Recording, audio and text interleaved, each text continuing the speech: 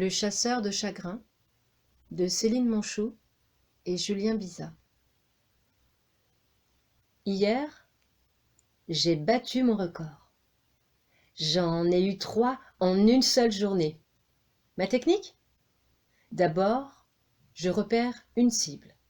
Je m'approche, comme si de rien n'était. Et là, hop, j'attrape son chagrin. Voilà, je m'appelle Elio et je suis un chasseur de chagrin. En arrivant à l'école, j'ai croisé Wissem. J'ai tout de suite remarqué qu'il en avait un. Je suis allée lui parler, comme ça, l'air de rien.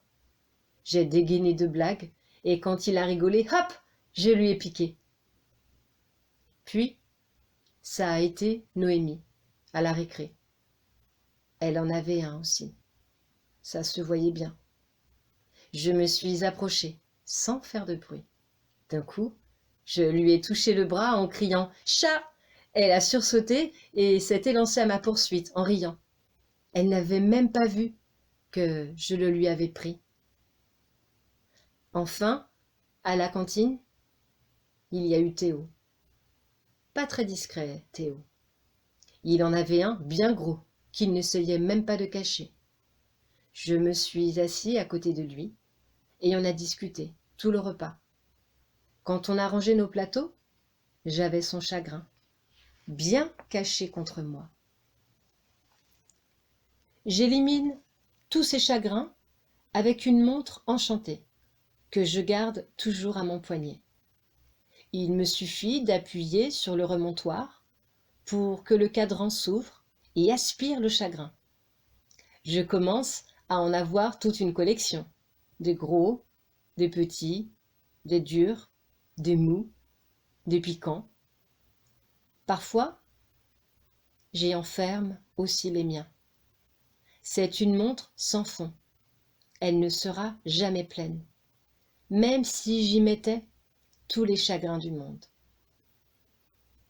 Ce matin, c'est d'un pas décidé que j'ai marché vers l'école, avec un objectif en tête. Matt, lui, c'est la terreur de la récré. Il vole les goûters, perche le ballon dans les arbres et fait pleurer les petits. À cause de lui, j'ai attrapé beaucoup de chagrin. Alors, pour venger tout le monde, j'ai décidé de les lui refiler, en douce. À la récré, j'ai repéré Matt. Il faisait crier un petit de maternelle en cachant son doudou. J'ai attrapé son mini chagrin au vol. Je me suis faufilée derrière Matt et hop, je l'ai glissé sous son manteau. Mais Matt ne s'est rendu compte de rien. Toute la journée, dès que Matt embêtait quelqu'un, j'attrapais un nouveau chagrin et le renvoyais à ce vilain. Un ballon crevé, hop, un chagrin. Un croche-pied, hop, un autre chagrin. Une grimace, une insulte, une bousculade, hop, hop, hop.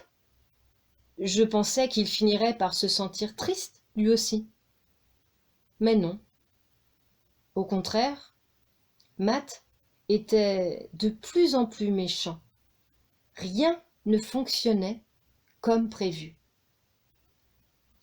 Furieux et découragé, je me suis alors souvenu du gigantesque chagrin pris à Lisa quand elle a perdu son chat. Je suis allée vers Matt, qui venait de piquer une trottinette en riant, et en le regardant droit dans les yeux, je lui ai jeté le chagrin à la figure. Et là, il s'est passé un truc incroyable. Matt est tombé à genoux et s'est mis à pleurer. Ma colère a fondu d'un coup, tellement il m'a fait de la peine. J'ai posé ma main sur son bras et, doucement, un à un, j'ai repris tous les chagrins. À la fin, j'en ai trouvé un énorme, un champion du monde. Je ne l'avais jamais vu, celui-là. Matt devait le garder caché, tout au fond de lui, depuis très longtemps. Quand je l'ai aspiré, Matt a poussé un grand soupir. Il a cessé de pleurer, s'est levé et s'est éloigné. Le lendemain, je suis allée voir Matt pour lui demander comment il allait. Il m'a fait un clin d'œil et m'a souri pour la première fois en s'éloignant. Il semblait plus léger, libéré de son chagrin secret. Lisa, qui passait par là, l'a observé d'un air étonné.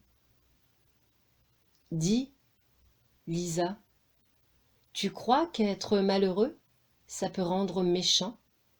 lui ai-je demandé. « Peut-être. Moi, quand j'ai perdu mon chat, j'avais une vraie colère en moi.